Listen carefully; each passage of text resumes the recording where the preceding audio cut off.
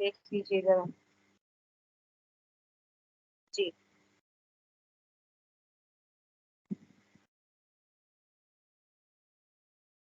جی سورہ حج کا مطالعہ چل رہا ہے ہمارا. سورہ حج آیت نمبر 23 ہے. اعوذ باللہ من الشیطان الرجیم بسم اللہ الرحمن الرحیم ان اللہ يدخل الذین آمنوا وعملوا الصالحات جنات تجری من تحتها الانہار يحلون فيها من اصابر من ذهب ولؤلؤا ولباسهم فيها حریر. دوسری طرف جو لوگ ایمان لائے ہیں اور جنہوں نے نیک عمل کیے ہیں اللہ ان کو ایسی جنتوں میں داخل کرے گا جن کے نیچے سے نہریں بہتی ہوں گی جہاں انہیں سونے کے کنگنوں اور موتیوں سے سجایا جائے گا اور جہاں ان کا لباس ریشم ہوگا. وَهُدُوا إِلَى الطَّيِّبِ مِنَ الْقَوْلِ وَهُدُوا إِلَى صِرَاطِ الْحَمِيدِ. اور وجہ یہ ہے کہ ان لوگوں کی رسائی پاکیزہ بات یعنی کلمہ توحید تک ہو گئی تھی اور وہ اس خدا کے راستے تک پہنچ گئے تھے جو ہر تعریف کا مستحق ہے.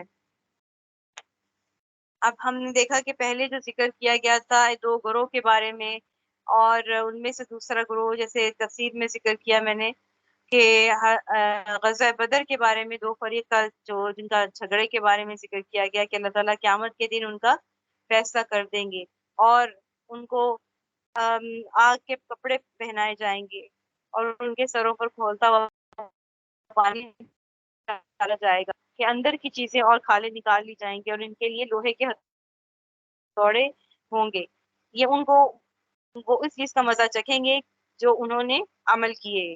اب یہاں پر جو اہل جہنم کا ذکر تھا اور اب جو اہل جنت ہے ان کا ذکر کیا گیا ہے کہ اللہ تعالیٰ نے جو نیک عمل کیے ہیں اس کا بدلہ جنتیں ہوں گی، ایسے باغات ہوں گے جن کے نیچے سے نہریں بہتی ہوں گی جہاں انہیں سونے کے کنگنوں اور موتیوں سے سجایا جائے گا. اچھا یہاں پر جو ایک اشکال پیدا ہوتا ہے، سوال پیدا ہوتا ہے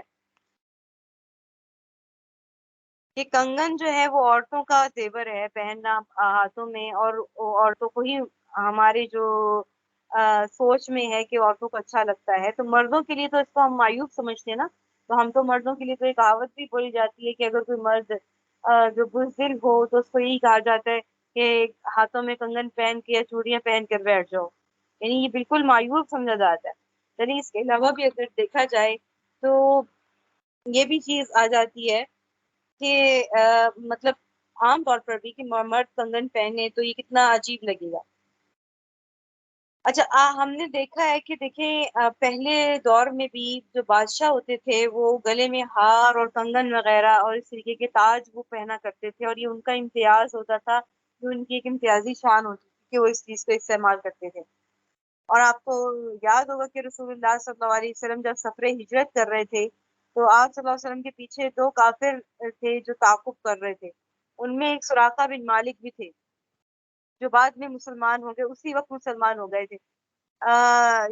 وہ آپ صلی اللہ علیہ وسلم کا پیچھا کر رہے تھے اور آپ صلی اللہ علیہ وسلم سے کچھ ہی دور تھا ان کا گھوڑا کہ وہ آپ صلی اللہ علیہ وسلم نے فرمایا ادھر ہی رک جاؤ. وہ نہیں رکے تو ان کا گھوڑے سمیت وہ زمین میں دھنسنے لگے تھے. تو آپ صلی اللہ علیہ وسلم نے کہا کہ آپ دعا کریں اور میں ایمان لے آتا ہوں، مجھے یہاں سے نکالیے. آپ صلی اللہ علیہ وسلم نے دعا کی، وہ باہر نکل آئے. پھر دوبارہ انہوں نے پھر آگے بڑھنے کی کوشش کی، پھر اسی طریقے سے وہ دھنستے گئے. تو پھر وہ آخر کار انہوں نے اسے توبہ کی اور کہا کہ میرے لیے دعا کیجیے کہ میں جو ہے وہ اللہ مجھے معاف فرما دے، اور وہ ایمان لے آئے اس سے.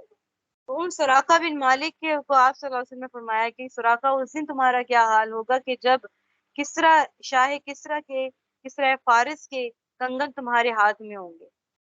تو آپ صلی اللہ علیہ وسلم فرما دے کوئی بات تو وہ پوری نہ ہوئی کیسے ہو سکتا ہے.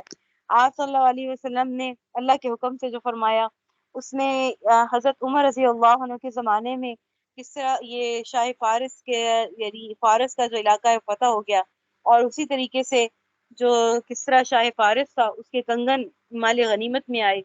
حضرت سراقہ بن مالک کو وہ کنگن دیے گئے. اب جو بادشاہ تھا ظاہر بادشاہ کے کنگن، اس سے کیا بات سامنے آتی ہے کہ بادشاہوں کی ایک شان ہوتی ہے کہ ہاتھوں میں سونے کے کنگن پہنتے اور جو تاج کو زیب کرتے. تو اسی جس طریقے سے یہ عام رواج نہیں ہے، عام مردوں کے لیے پہننے کا نہیں ہے، اسی طریقے سے یہ عام جو ہے وہ شان نہیں ہوگی، یہ اہل جنت کی خاص شان کا ذکر کیا گیا ہے، یعنی شاہی اعزاز کی طرح ان کو سمجھا جائے گا. جس طریقے سے شاہی اعزاز ہوتا ہے تو خاص شان ہوگی یہ وہ ان مسلمانوں کی جن کو جنت میں داخل کیا جائے گا، ان کو کنگن پہنائے جائیں گے. اور پھر یہاں پر کیا بتایا گیا ہے کہ وہ کنگن جو ہے وہ سونے کے ہوں گے. سورہ فاتر میں ہے کہ سونے کے کنگن ہوں گے وہ. الحمدللہ. اور سورہ دہر میں ہے کہ یہ کنگن چاندی کے ذکر کیے گئے.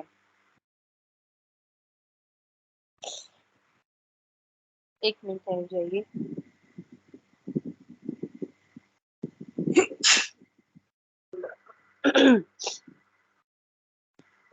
حضرات مفسرین فرماتے ہیں کہ اہل جنت کے ہاتھوں میں 3 طرح کے کنگن پہنائے جائیں گے. ایک سونے کا، دوسرا چاندی کا، اور تیسرا موتیوں کا. اور غالباً یہ مراتب کے حساب سے پہنائے جائیں گے کہ جس کا جیسا مرتبہ ہوگا اس حساب سے اس کو کنگن پہنائے جائیں گے.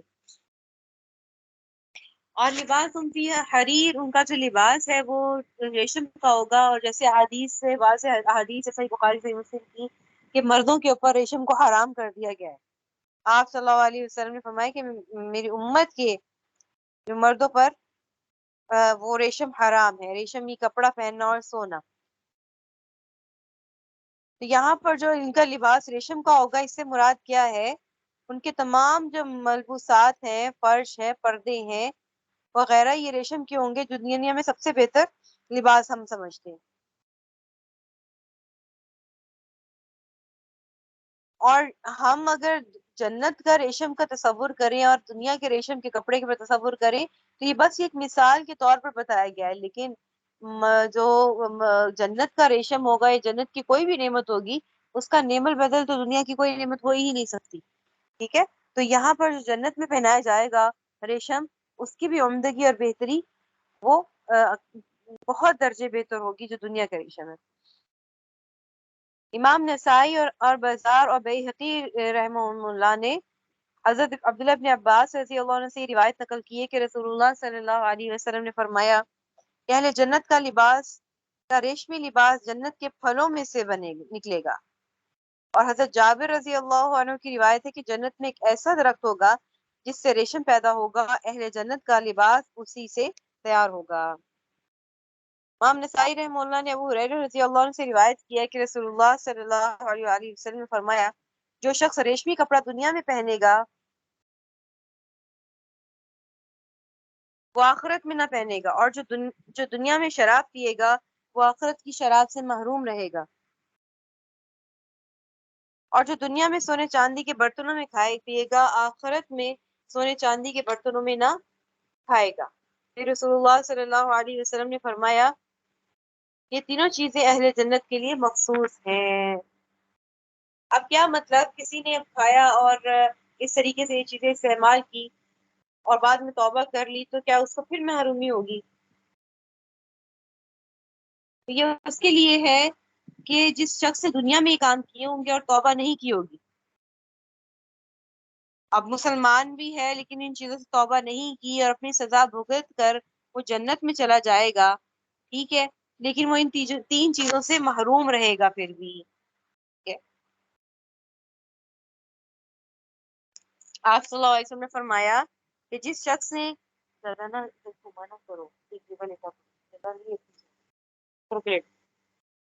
آپ صلی اللہ علیہ وسلم نے فرمایا جس شخص سے دنیا میں شراب پی پھر اسے توبہ نہیں کی وہ آخرت میں جنت کی شراب سے محروم رہے گا.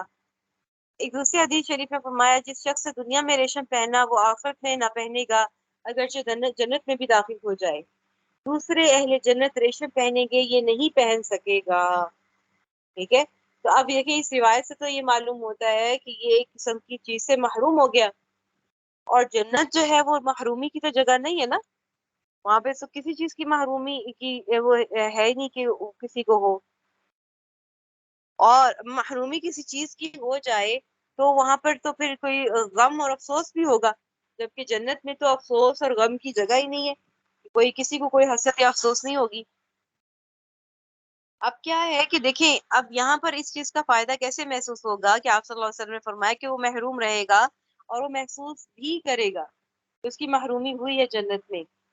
تو امام قرطبی رحمہ اللہ نے اس کا کیا جواب دیا ہے کہ اہل جنت کے جس طرح مقامات ہیں اور درجات مختلف ہیں اور متفاوت ہیں اعلیٰ اور ادنا کے، تو اسی چیز کے تفاوت کا ان کو احساس ہوگا. ٹھیک ہے؟ اس کا احساس ہوگا، لیکن ان کو اہل جنت کے اللہ تعالیٰ قلوب کو ایسا بنا دیں گے کہ ان میں حسرت اور افسوس نہیں ہوگا کسی چیز کا. ٹھیک ہے، سمجھ آئی؟ جی آگے دیکھیے، وہ ہدو الی الطیب من القول. ابن عباس رضی اللہ عنہ نے فرمایا کہ اس سے مراد کلمہ طیبہ لا الہ الا اللہ ہے. وہ ہدو الی الطیب من القول، سب سے اچھا قول کی طرف ان کی رہنمائی کی جائے گی. اور بعض کہتے ہیں کہ اس سے مراد قرآن پاک ہے. ٹھیک ہے، سب سے صحیح قول امام قرطبی رحمہ اللہ کا کیا ہے کہ یہ سب چیزیں ہی مراد ہو سکتی ہے، کلمہ طیبہ بھی اور قرآن کریم بھی.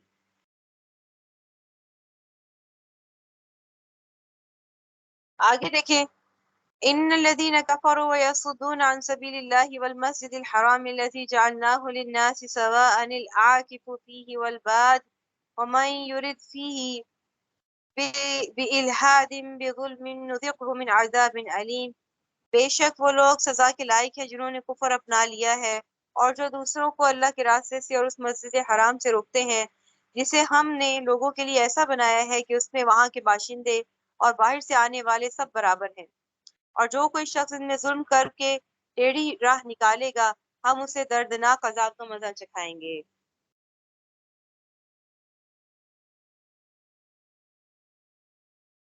اب یہاں پر کیا ذکر کیا جا رہا ہے؟ مسجد حرام سے روکنے کا فعل. تو اس بارے میں فرماتے ہیں کہ جو دو فریق بیان کیے گئے تھے پچھلی آیت میں کہ مومنین اور کفار کے دو فریق ہوں گے، باہمی آپس میں مخاصمت ہوگی، ان کا جھگڑا ہوگا.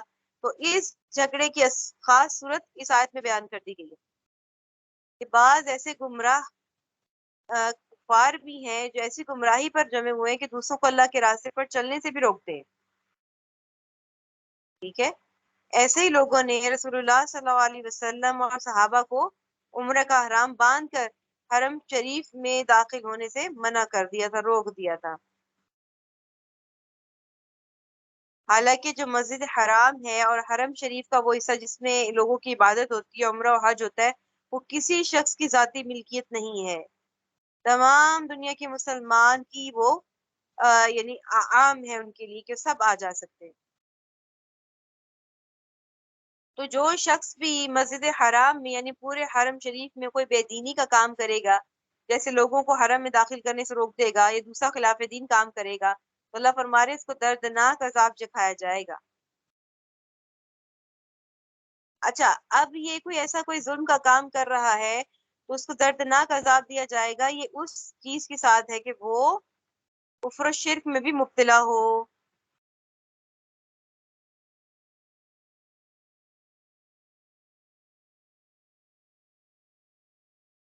تو یہاں پر دیکھیں، کفر و شرک کے ساتھ دوسرے کام بھی کیے جائیں دنیا بھر میں تو ان کو تو ویسے ہی عذاب دیا جائے گا، لیکن یہاں پر جو ذکر ہے وہ دگنا عذاب دیا جائے گا.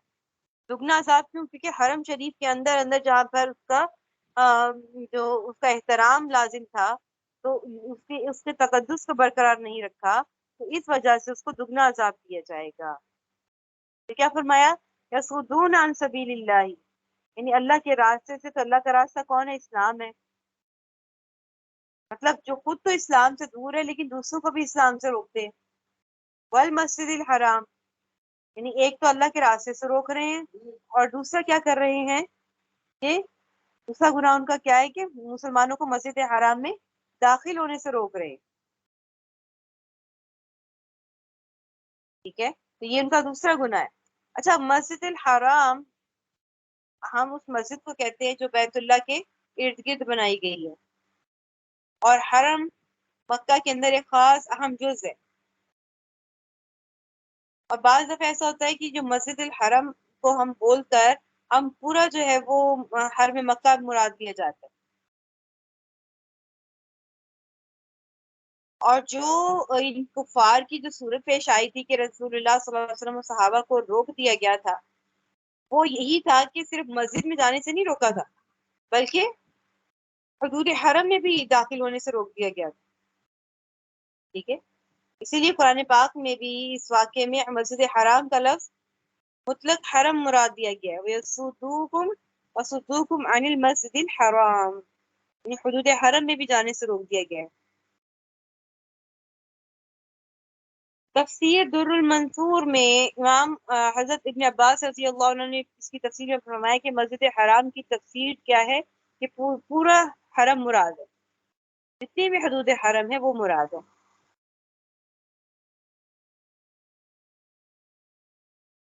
اچھا، اب ایک اور مسئلہ بھی جان لیجئے کہ حرم مکہ ہے، اس میں سب مسلمانوں کا مساوی حق ہے، برابر حق پایا جاتا ہے. مسجد حرام میں اور حرم شریف مکہ کے جو بھی افعال ہوتے ہیں جو افعال حج سے متعلق ہیں، جیسے صفا مروہ کی سعی کرنا، مینا کا پورا میدان، عرفات کا میدان، مزدلفہ کا میدان. اب کوئی عرفات کے میدان میں جو ہے اپنی سوسائٹی بنانا چاہے کہ بھئی اس میں بنا لوں، تو وہ نہیں بنا سکتا، وہ ایک مکان نہیں بنا سکتا، کیونکہ یہ مسلمانوں کے لیے وقف عام ہے، کسی بھی شخص کی ذاتی ملکیت نہیں. اس کے علاوہ مکہ مکرمہ کی جو عام مکانات ہیں اور باقی حرم کی جو زمینیں ہیں، ان کے متعلق بھی بعض ائمہ کرام کہتے ہیں کہ یہ بھی وقف عام ہے، ان کا فروغ کرنا یا دینا یہ حرام ہے، یعنی ہر مسلمان جو ہے وہ ہر جگہ ٹھہر سکتا ہے. جبکہ دوسرے فقہا کیا کہتے ہیں کہ مکہ کے جو مکانات ہیں ملک خاص ہیں، ان کسی کے ملک خاص میں آتے ہیں، ان کی خرید و فروخت کرنا اور ان کو کرائے پر دینا جائز ہے. ٹھیک ہے، وہ اس کو جائز قرار دیتے ہیں. اس کی دلیل کیا ہے کہ حضرت عمر فاروق رضی اللہ عنہ نے کے عمل سے ثابت ہوتا ہے کہ انہوں نے صفوان بن امیہ کا جو مکان تھا مکہ مکرمہ میں خرید کر ان کو مجرموں کی قید خانہ بنا دیا تھا. ٹھیک ہے، مجرموں کا قید خانہ بنا دیا تھا. جبکہ امام ابو حنیفہ رحمہ اللہ کی دو روایات آتی ہیں اس میں. ایک وہ کیا فرماتے ہیں کہ یہ وقف عام ہے، جو عام زمینیں ہیں حرم کی ان کا فروغ کرنا جائز نہیں ہے، وقف عام ہے. جبکہ ان کا ایک دوسرا قول بھی اسی روایت پر ہے کہ یہ وقف عام نہیں ہے بلکہ ملک خاص میں ہے وہ زمینیں، اور اسی قول پر ان کے فتویٰ ہے. ٹھیک ہے، کہ جو عام زمینیں ہیں وہ ملک خاص ہے، وہ خرید بیچ بھی سکتا ہے اور ان کو کرائے پر بھی دے سکتا ہے. اس لیے آپ جاتے ہیں تو مکہ کے ارد گرد تو جو زمینیں ہیں ہوٹل اتنے بڑے بڑے بنے ہوئے، تو آپ کرایہ دے کے رہتے ہیں نا وہاں پر. آپ کو مل کے یہ نہیں کہ ہاں فرسٹ فلور پر چلے جائیں یہ تو وقف عام ہے اور یہ ایسے ہے تو ایسے ہے، تو وہ پھر آپ کو ہوٹل کا کرایہ دینا پڑتا ہے، اور جتنی بھی آپ قریب حرم کے قریب آپ ہوٹل میں بک ہو، اس وجہ سے اس فتوے کی وجہ سے.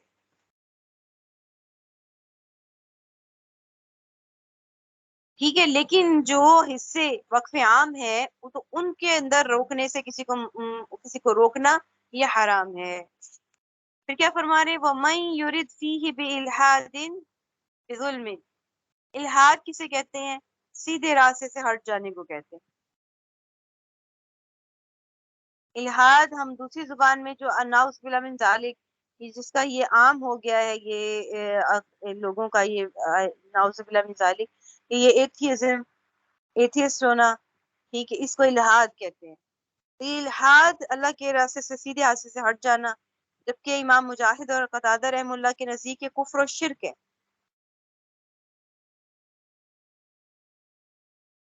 جبکہ بعض دوسرے مفسرین ہیں وہ اس کو کیا کہتے ہیں کہ الحاد میں ہر گناہ اور رسول اللہ صلی اللہ علیہ وسلم اور اللہ اور رسول صلی اللہ علیہ وسلم کی نافرمانی داخل ہے.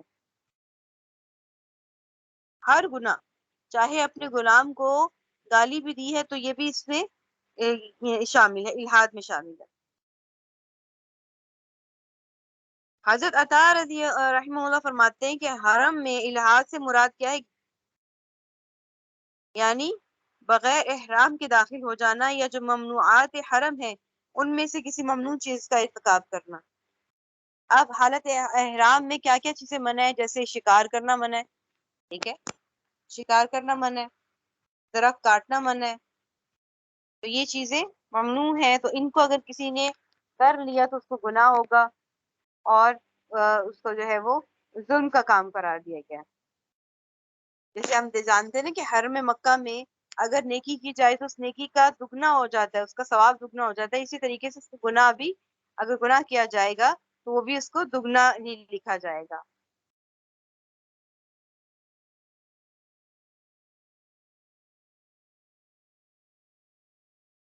حضرت عبداللہ ابن مسعود رضی اللہ عنہ اس کی تفسیر یہ منقول کرتے ہیں کہ حرم کے علاوہ دوسری جگہوں میں محض گناہ کا ارادہ کرنے سے گناہ نہیں لکھا جاتا، ٹھیک ہے؟ حرم کے علاوہ جگہوں میں گناہ کا ارادہ کرنے سے گناہ نہیں لکھا جاتا جب تک اس پر عمل نہ کر لیا جائے، اور حرم میں صرف پختہ ارادہ کر لینے سے بھی گناہ لکھا جاتا ہے۔ امام قرطبی رحمہ اللہ نے بھی یہی تفسیر نقل کی ہے۔ حضرت عبداللہ ابن عمر رضی اللہ عنہ حج کے لیے جاتے تو دو خیمے لے کر جاتے، دو خیمے لگاتے تھے، ایک حرم کے اندر دوسرا باہر۔ کیوں؟ حرم میں اگر اپنے کسی اہل و عیال کو یا خدام کو، متعلقین کو کسی بات پر سرزش اور عتاب کرنا ہوتا تو حرم سے باہر والے خیمے میں جا کر یہ کام کرتے تھے۔ لوگوں نے ان سے اس کی مصلحت پوچھی تو کیا فرماتے ہیں کہ انسان جو عتاب و ناراضگی کے وقت کلا واللہ یا بلا واللہ کے الفاظ استعمال کرتا ہے، یہ بھی الحاد فی الحرم میں داخل ہے۔ امام مظہری رحمہ اللہ نے اس کو ذکر کیا ہے، اس بات کو، ٹھیک ہے؟ آگے دیکھیے آیت نمبر 26، وَإِذْ بَوَّأْنَا لِإِبْرَاهِيمَ مَكَانَ الْبَيْتِ أَلَّا تُشْرِكْ بِي شَيْئًا وَطَهِّرْ بَيْتِيَ لِلطَّائِفِينَ وَالْقَائِمِينَ وَالرُّكَّعِ السُّجُودِ، اور یاد کرو وہ وقت جب ہم نے ابراہیم کو اس گھر یعنی خانہ کعبہ کی جگہ بتا دی تھی، اور یہ ہدایت دی تھی کہ وہ کہ میرے ساتھ کسی کو شریک نہ ٹھہرانا، اور میرے گھر کو ان لوگوں کے لیے پاک رکھنا جو یہاں طواف کریں اور عبادت کے لیے کھڑے ہوں اور رکوع سجدے بجا لائیں۔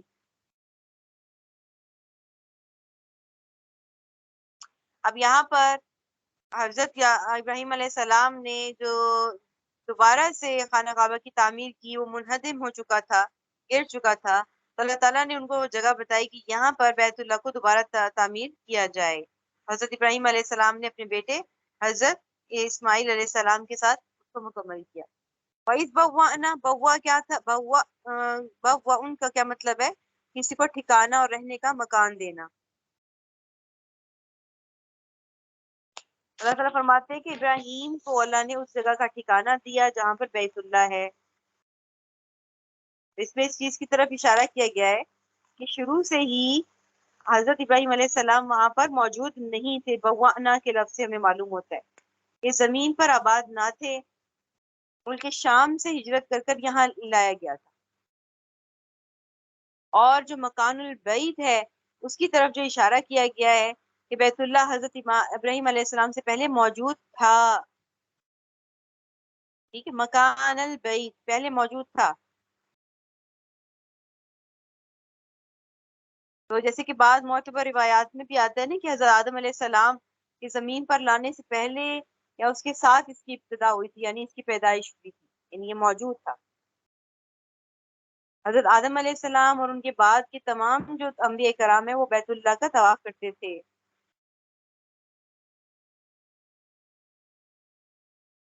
اچھا، جب حضرت نوح علیہ السلام کے دور میں طوفان آیا تو بیت اللہ کی جو تعمیر تھی وہ اوپر کی تعمیر تھی، بلڈنگ کو اٹھا لی گئی تھی، جبکہ اس کی بنیادیں اور اس کی جو معین جگہ ہے وہ موجود تھی۔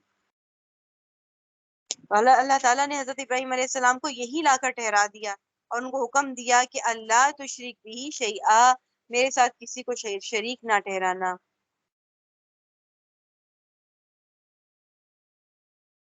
اچھا، حضرت ابراہیم علیہ السلام تو پہلے بھی شرک نہیں کرتے تھے، شرک سے بھاگ کے ادھر آئے تھے، اور اللہ تعالیٰ نے ان سے بچایا تھا شرک سے، اپنے والد آزر سے، اور آگ میں بھی ڈال دیے گئے تھے اسی شرک کی انکار کی وجہ سے۔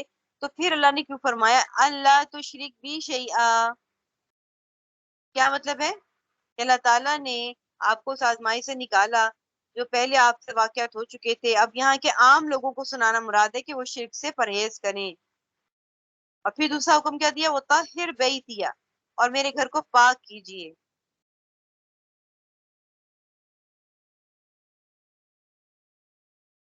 اچھا، اب اس وقت تو تعمیر تو ہوئی نہیں تھی ابھی، تو کس گھر کو پاک کرنے کا ذکر کیا گیا ہے؟ کیونکہ اصل در و دیوار اور جو ہے وہ موجود نہیں تھی۔ تو یاد رکھے کہ بیت اللہ اصل میں اس در و دیوار اور تعمیر کا نام نہیں ہے، یہ اس ٹکڑے کا نام ہے، وہ بقیت المقدسہ کا نام ہے، اس ٹکڑے سے مقدس ٹکڑے کا نام ہے جسے بیت اللہ پہلے بنایا گیا تھا، اب دوبارہ بنانے کا حکم دیا گیا۔ اب وہاں پر اس کو پاک کرنے کا حکم جو دیا گیا، کیوں دیا گیا؟ کہ اس زمانے میں بھی جو عمالقہ کی قوم تھی اور قوم جرہم تھی، انہوں نے یہاں پہ بت رکھے ہوئے تھے جہاں پہ وہ ان کی پوجا کرتے تھے،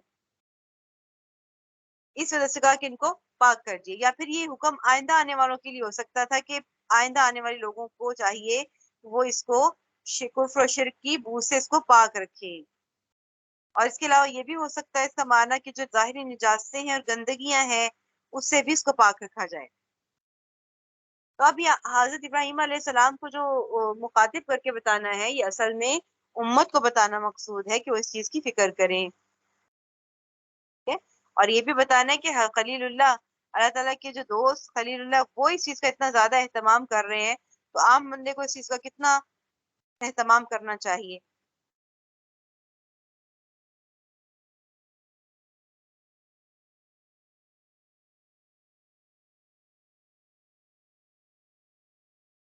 ٹھیک ہے، آگے دیکھیے۔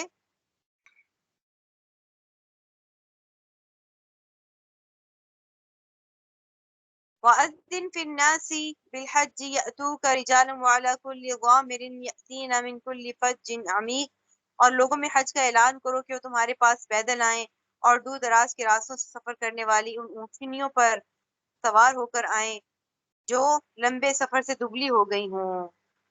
ٹھیک ہے، اب اللہ تعالیٰ کیا فرما رہے ہیں؟ وَأَذِّن فِي النَّاسِ، یعنی لوگوں میں اعلان کر دیجئے کہ اس بیت اللہ کا حج تم پر فرض کر دیا گیا ہے۔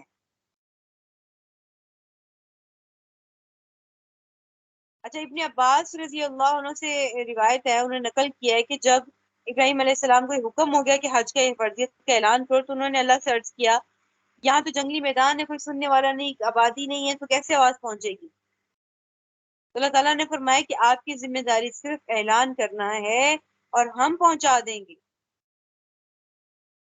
اب دیکھیں، حضرت ابراہیم علیہ السلام اونچے مقام پر کھڑے ہوئے اور یہ اعلان کیا، اس کو اللہ تعالیٰ نے بلند بہت اونچا کر کے پہنچا دیا۔ بعض روایات میں آتا ہے کہ آپ نے جبل ابی قیس پہ چڑھ کر اعلان کیا، کانوں میں انگلیاں رکھ کر دائیں اور بائیں اور شرقن اور غربن ہر طرف یہ آواز لگائی کہ اے لوگو، تمہارے رب نے اپنا بیت بنایا ہے اور تم پر اس بیت کا حج فرض ہے، تم سب اپنے رب کے حکم کی تعمیل کرو۔ ایک روایت میں آتا ہے کہ حضرت ابراہیم علیہ السلام کی جو یہ آواز ہے، اللہ تعالیٰ نے پوری دنیا میں پہنچا دی تھی، اور صرف اس وقت موجود زندہ انسانوں نے نہیں، بلکہ جو انسان آئندہ یہ قیامت تک پیدا ہونے والے لوگ ہیں، ان سب نے معجزاتی طور پر یہ آواز سن لی تھی۔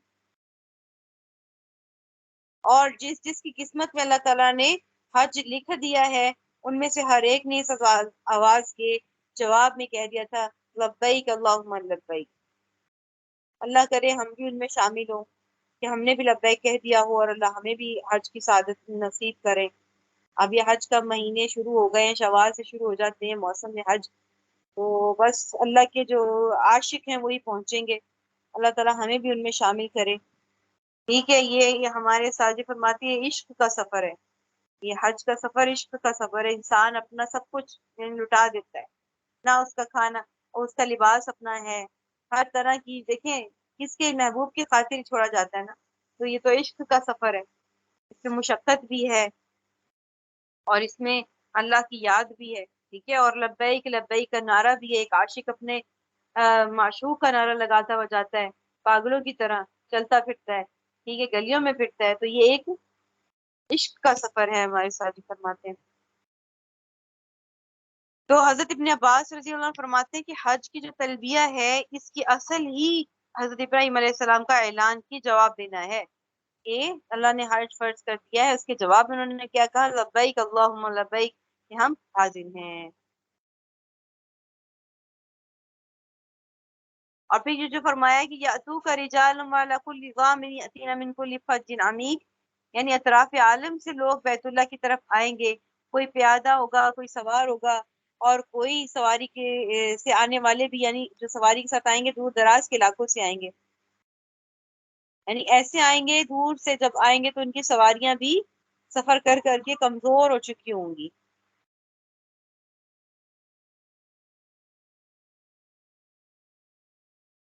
تو دیکھیے اس وقت سے لے کر آج تک ہزاروں سال بیت اللہ کا حج ہو رہا ہے، بیت اللہ کے لیے لوگ آ رہے ہیں، اور یہی کیفیت بنی ہوئی ہے، اور بعد میں آنے والے بھی سب انبیاء کرام اور ان کی امتیں بھی اس کی پابند رہی ہیں۔ حضرت عیسیٰ علیہ السلام کے بعد جو طویل دور جہالت کا گزرا تھا، اس میں بھی عرب کے باشندے بت پرستی کرتے تھے، لیکن حج کے ارکان کے اسی طرح پابند تھے جس سے حضرت ابراہیم علیہ السلام سے ہے۔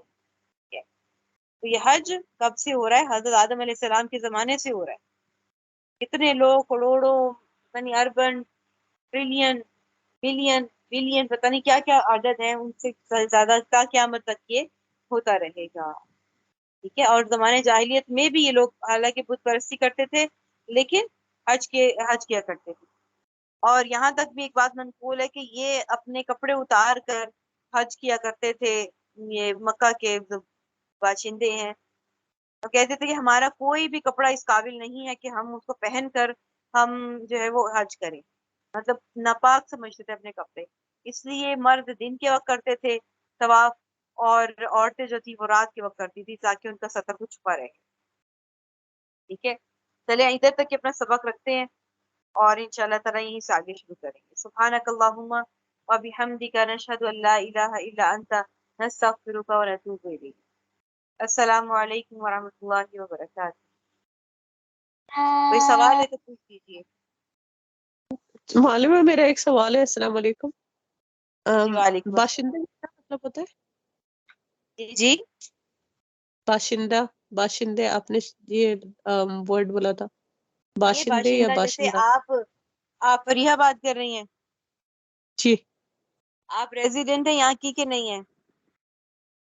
اچھا، ریزیڈنٹ باشندہ ہوتا ہے۔ ہاں جی، جہاں کے رہائشی ہوتے ہیں اس کو باشندہ کہتے ہیں، اس کا رہنے والا، ٹھیک ہے۔ ٹھیک ہے، شکریہ۔